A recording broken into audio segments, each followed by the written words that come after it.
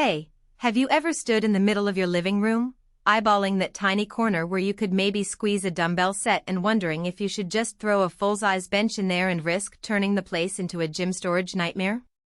I've been there, scrolling through 100 options, trying to picture how a piece of equipment will actually live in my space, and then thinking about the money I'm about to spend on something that might end up gathering dust.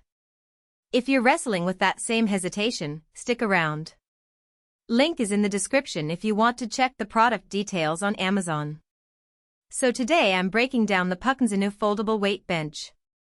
It's the kind of all-in-one, adjustable bench you see in a lot of best home gym roundups, but the real question is whether it lives up to the promise when you actually fold it out, load it with plates, and try a few reps. I dug into the specs, watched a handful of unboxing videos, skimmed the Q&A sections, and tried to piece together the everyday experience from what people actually say about similar fold-up benches.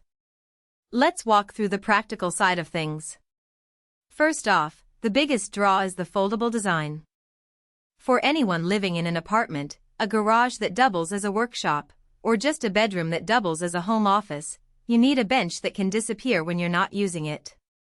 The PUCNHZYNW folds down to a flat rectangle that's roughly the size of a large suitcase. In the videos I saw, the folding mechanism is a simple hinge that locks into place with a lever you pull up. It's not a complicated latch system that takes a minute to figure out each time you want to work out. You can actually fold the bench in under a minute, which is a huge win if you're juggling a work-from-home schedule and need to clear the floor for a Zoom call. Now, let's talk about the weight capacity. A 200 kilograms, about 440 pounds, max load puts this bench in the same league as many commercial-grade pieces, meaning it can handle most barbell setups, a decent amount of plates, and even some heavy dumbbell combos. For a typical home user, that ceiling is more than enough. If you're a powerlifter who routinely loads 200 kilograms onto a bench press, you'll probably need a sturdier, dedicated power rack, but for anyone doing standard strength training, that capacity gives you a lot of headroom. The real test of capacity, though, is how stable the bench feels when you're loading one side heavily. From the videos, the legs spread out wide and have rubber pads that grip the floor, which helps prevent wobble.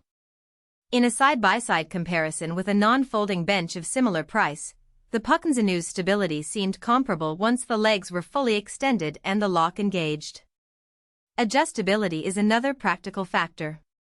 The bench offers multiple backrest angles, usually from a flat position up to a steep incline, and a separate seat height adjustment.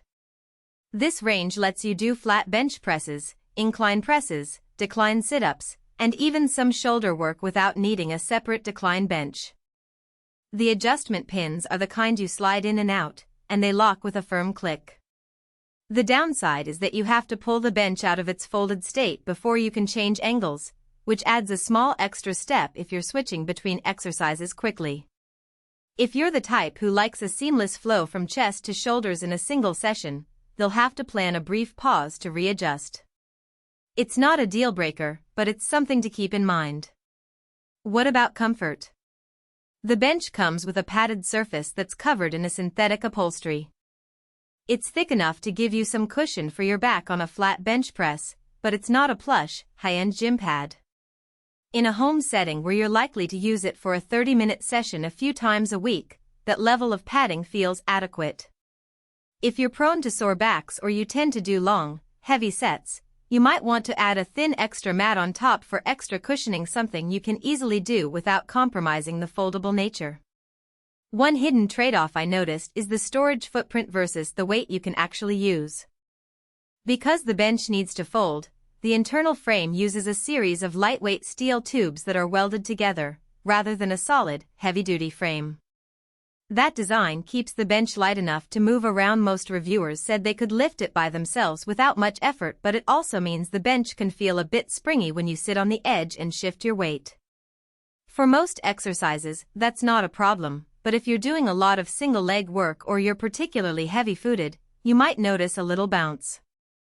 It's a compromise between portability and rock-solid rigidity. Who should buy this bench? If you're building a starter home gym, you have limited floor space, and you want a bench that can